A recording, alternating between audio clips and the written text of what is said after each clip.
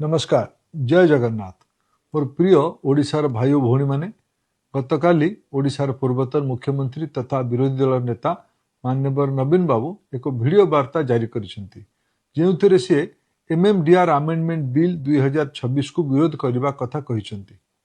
से कहउचंती केंद्र सरकार नुआ बिल आनी ओडिशार हक छड़ाई नेउछंती, ओडिशा को दुर्बल करूछंती। तेबे आज मु आपण मानक सामने सत्य रखिबाकू चाहूची। राजनीति निज जगार किंतु सत्य को लुचाई ओडिशार लोकंकु भ्रमित करने आदौ ग्रहणीय नुहे। माननीय नवीन बाबू आपण सुविधावादी राजनीतिक फायदा नेबापी जो प्रयास कर ठीक नुहे। मोदी सरकार आनी नुआ एमएमडीआर बिल होउची देशर खनि सुरक्षा और ओडिशा भली खनि संपन्न राज्यगुड़िकर आर्थिक भविष्य एक ऐतिहासिक पदक्षेप। पूर्वर राज्यगुड़िक खनि गुड़िक उपर 14 प्रकार अलग अलग अत्यधिक टिकस लगाउथिले। एमएमडीआर बिल धारा 9D राज्यगुड़िकरू मूल राजस्व को न छड़ाई मल्टी लेवल टैक्स बोझ को रखा एक स्पष्ट सीलिंग निर्धारण करुछि। जदि खनि उपरे 70% रु 80% मनमुखी टिकस लदी दिया तेबे लुहा कोयला सीमेंट दाम आकाश छुआ हेबो। ओडिशा समेत भारत अर्थनीतिर सप्लाई चेन प्रभावित हेबो। इंडस्ट्री एवं इंफ्रास्ट्रक्चर डेवलपमेंट बाधा प्राप्त हेबो। ओडिशार साधारण मध्यवित्त परिवार टीए घर तैयारी करबा पई लुहा रड और सीमेंट किनिबा कष्टकर हेबो। या सहित साइकेल मोटरसाइकेल ट्रक और ट्रैक्टर दाम मध्य बढ़िवार संभावना अछि।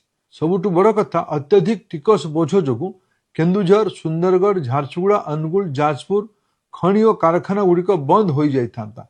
सेथिपई लक्ष लक्ष युवक युवती से चाकरी और रोजगार हराई थांते।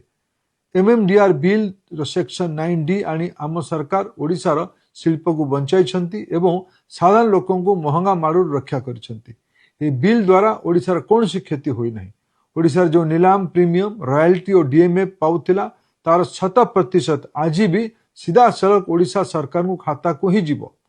एथिपाई आमर समस्त सांसद माने ओडिशार अर्थनैतिक अभिवृद्धि को सुरक्षित रखिबा ओडिशार नुआ कारखाना पुंजीनिवेश आनिबा पई एवं ओडिशार युवक युवती को रोजगार देबापई ये बिल को समर्थन करछंती।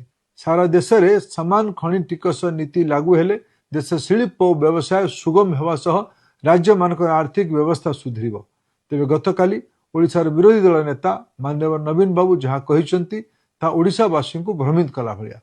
देशर लोकप्रिय प्रधानमंत्री श्री नरेंद्र मोदी 2014 लाल किला भाषण आरंभ कर आज पर्यंत निरंतर भावे पूर्व भारतर समेत पूर्वोदयर कल्पना नहीं काम कर बाबद प्रश्न उठाइबा पूर्व नवीन बाबू निजर 24 वर्ष रिपोर्ट कार्ड देखि आत्मसमीक्षा करने दरकार। आदरणीय नवीन बाबू मु किछि तथ्य आपको मन पकेबा चाहूँगी। आपण क्षमतार थिबा बेले 2004 मसीह ओडिशार वार्षिक खनि राजस्व आय थिला 1000 कोटी टंका। आपण शासन रहिबा भितरे 2014 मसीहा पर्यंत अर्थात जो पर्यंत मोदी सरकार खनि नीतिर संस्कार आनी नथिले सेतेबेले यही खनि राजस्व मात्र 5000 कोटी टंकार सीमित रहिथिला। कारण सेतेबेले माइनिंग कंपनी मानकु साग माछ दर रे खनि बंटा जाउथला। एहा सह भाई बंधु कुटुंब हिसाब रे ओडिशार निर्दिष्ट केतक परिवार गुड़ी को खनि टेकी दिया जाउथला। 2014 रे केंद्र प्रधानमंत्री नरेंद्र मोदी सरकार रे आसीथिले। 2015 रे मोदी जी एमएमडीआर आईन रे ऐतिहासिक संशोधन आनीथिले। या फल रे मनमुखी खनि देवा बंद हैला। आलोकेशन रु ऑक्शन प्रक्रिया आरंभ हैला। ऑक्शन प्रक्रिया को बाध्यतामूलक करागला। ई ऑक्शन प्रक्रिया माध्यम रे मोदी सरकार खनि आवंटन रे पारदर्शिता आनिछंती। या सहित एड वैल्यूरियम रॉयल्टी को मध्य 10% रु 15% को वृद्धि करछंती। तत्सहित राज्य रे जनहितकर योजना कार्य पाई डीएमएफ व्यवस्था मध्य करागला। 2015 पूर्व ना प्रीमियम व्यवस्था थिला ना एड वैल्यूरियम रॉयल्टी वृद्धि करा जायतिला ना डीएमएफ व्यवस्था थिला। 2015 एमएमडीआर आईन जोगु जेउ खनिज आय 5000 कोटी टंका रे अटकी थिला ताहा 10 गुण वृद्धि पाई आज प्राय 50,000 कोटी टंका रे पहुंची। एथि सहित डीएमएफ पांठी जरिया रे ओडिशा को 37,000 कोटी टंका मिली। माननीय नवीन बाबू यह आपणकर नुहे बरं मोदी सरकार स्वच्छ नीति और रिफॉर्म प्रतिफलन।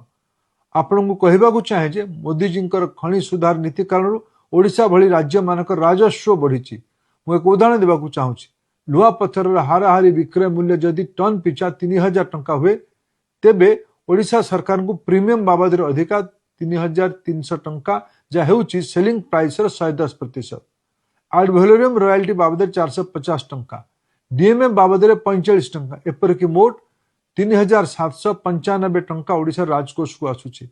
आपण निजे कहतु नवीन बाबू, मोदी सरकार खनि सुधार नीति जो राजस्व कहार बढ़िला, राज्यर ना केन्द्रर? आदरणीय नवीन बाबू एवं तांकर दल बीजेडी 2004 मसीह आनिथिबा ओडिशा एक्ट नाम खनि टिकस आईन कथा कही कुंभीर कांदना कांदुचंती। 2005 रे मान्यवर हाईकोर्ट ताहाकु रद्द करथिले। बीजेडी सरकार 2006 रु 24 पर्यंत दीर्घ 18 वर्ष धरी मान्यवर सुप्रीम कोर्ट रे मामला गड़ाई चली एवं कौन सी पदक्षेप नेले नहीं। 2004 र परिस्थिति भिन्न थिला। 2014 प्रधानमंत्री दायित्व नरेंद्र मोदी जी नेला परे खनिज संपद कहार रहिबो, लोकंकर ना पुंजीपति मानकर? या पर एक ऐतिहासिक निष्पत्ति एमएमडीआर एक्ट को संशोधन करके आनिले। पूरा अधिकार राज्य को गला, प्रीमियम हैला, रॉयल्टी एड वैलोरियम है कि 15% हैला, ता सह डीएमए भलिया नुआ व्यवस्था तैयारी करागला। मोदी सरकार ओडिशा भलिया राज्य पाई बद्ध परिकर अछंती और विकास पाई दायित्व नहीं। आदरणीय नवीन बाबू, आपण जेतेबेले 2000 मसीह दायित्व नेले सेतेबेले ओडिशार ऋणभार मात्र 3000 कोटी टंका थिला, किंतु आपण जेतेबेले दायित्व गले सेतेबेले ओडिशावासी मुंडरे 96,000 कोटी टंकार ऊर्ध्व बोझ लदी दे गले।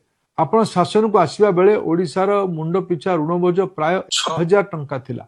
आपण जीवा समय ओडिशावासी मुंड पिछा ऋण बोझ 26,000 टंका कर दे गले। यह कौन आपण आर्थिक संस्कार? माननीय नवीन बाबू, आपण युववर्ग भविष्य कथा कही से भ्रमित करने चेष्टा करुछंती। एपरी कथा आपण मुहरे शोभा पाऊ नाही। मोर अनुरोध, ओडिशार जनसाधारण को मिछ कही आप भ्रमित करंतु नाही। ये बिल द्वारा ओडिशा कौन लाभ पाइबो ता पर निजर मत रखिले ओडिशावासी खुशी हेबे। धन्यवाद। जय जगन्नाथ। दया करी आम चैनल को लाइक, शेयर एवं सब्सक्राइब करंतु।